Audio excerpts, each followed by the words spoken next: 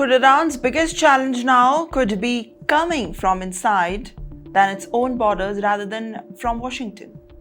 As speculations grow over a possible breakthrough in the U.S Iran negotiations, the protests in Tehran are revealing a very deep division over the future of Iran's relationship with the United States. According to reports, hardline protesters gathered in Iranian capital to condemn the senior officials' involvement in diplomacy and the actions with Washington.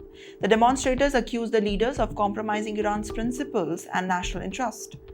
Much of the anger was directed at Parliamentary Speaker Mohammad Bagher Ghalibaf and Foreign Minister Abbas Araghchi, two key figures associated with the growing diplomatic efforts.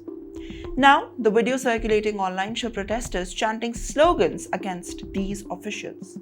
Some accuse the negotiators of betraying the legacy of Iran's leadership and then making too many concessions in talks with the United States, and not standing on the ground which Mojtaba actually placed.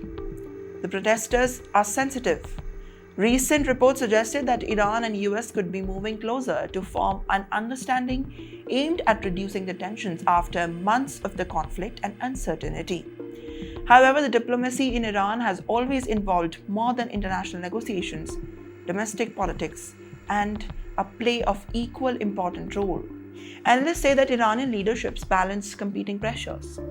On one side, those are supporting diplomacy as the way to reduce sanctions and improve economic conditions. And on the other side, the hardline groups are engaging into the Washington and showing suppression that Iran was wrong at this position.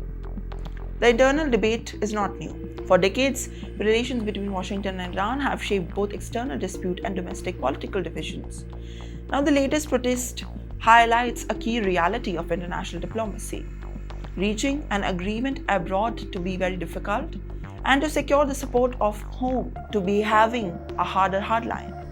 Now, this is a very limited to borders. Is that so? Well, not really. They may have not be convinced in their own people that the future deal serves the country's interest. The outcome of these negotiations could have far-reaching consequences. A successful agreement might be seen in the regional tensions, improving economic conditions and stabilizing the key trade routes in the Middle East. But if the internal operations grow stronger, even a careful negotiation or a negotiated deal could face a major obstacle.